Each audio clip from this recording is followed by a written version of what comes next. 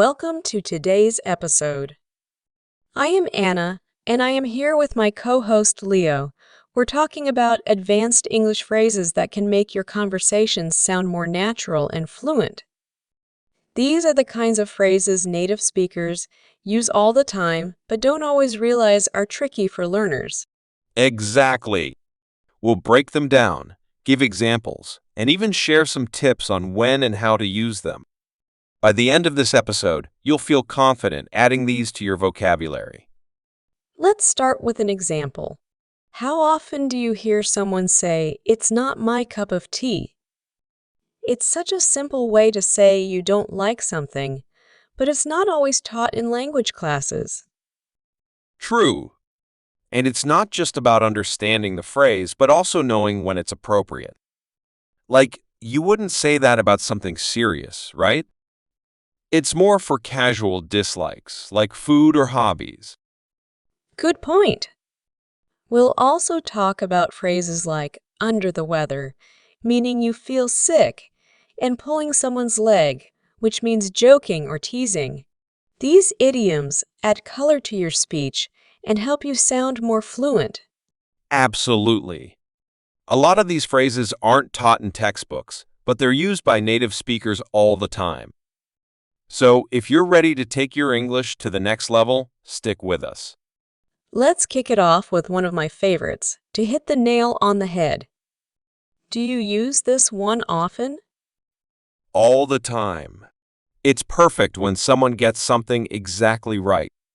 For example, if you explain a problem and someone understands it perfectly, you can say, "You hit the nail on the head." It's such a satisfying phrase to use. Definitely. And how about a blessing in disguise? I feel like this one comes up when things don't go as planned, but turn out better in the end. Yes. Like missing a flight but then meeting someone amazing while waiting for the next one. It's a way to stay positive and show things happen for a reason. Exactly.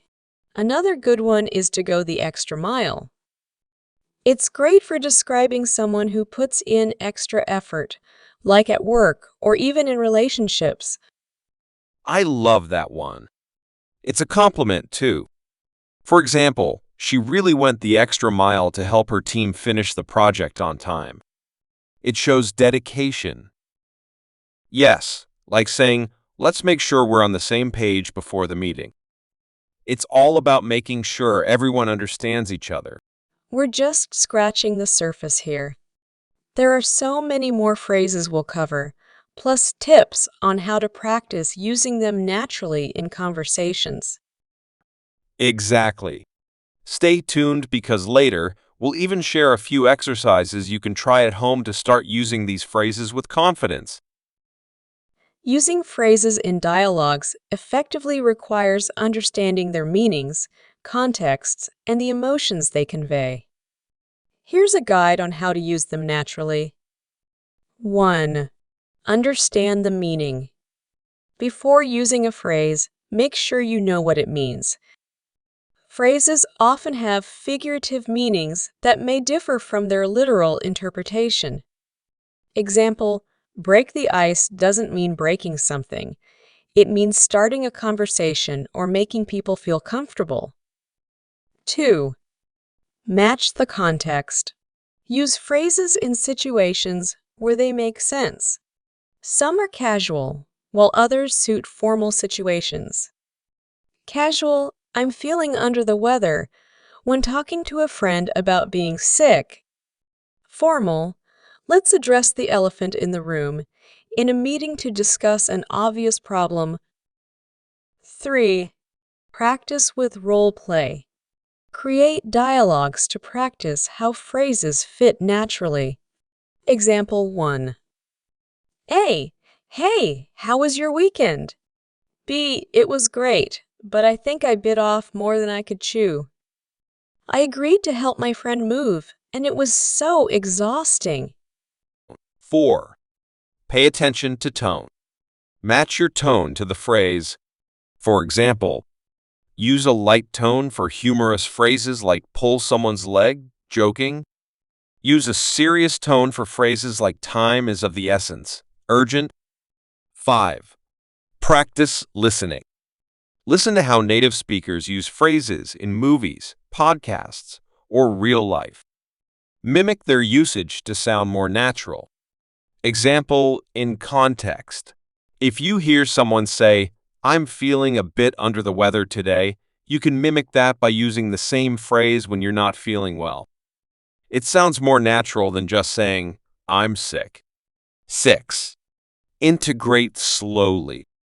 Start with a few phrases and use them in your everyday conversations. Gradually add more as you get comfortable. Sample dialogue with phrases. Hey, how's the new job going? B, it's great, but it's been a bit of a learning curve. I get that. Starting something new can really throw you for a loop. Here are some exercises you can try at home to practice using common phrases with confidence. Exercise 1. Phrase practice with substitution.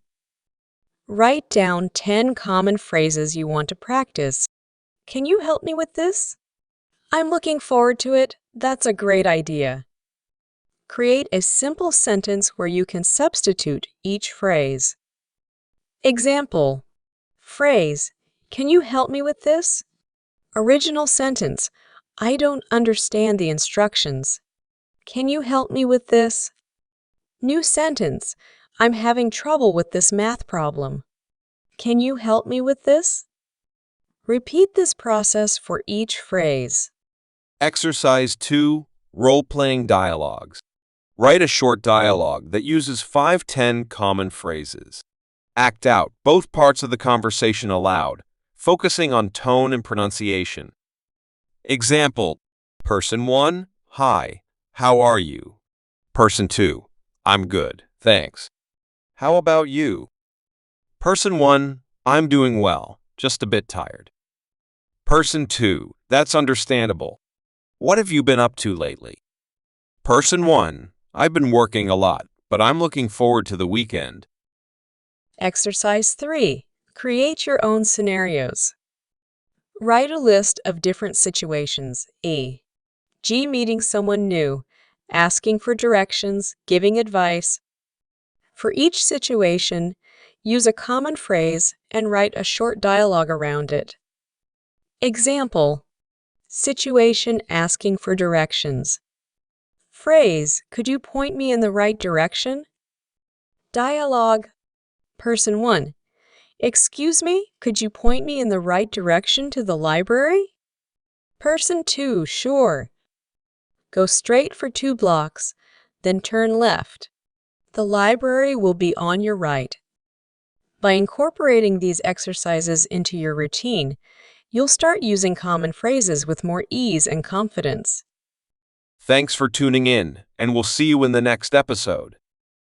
Goodbye, take care.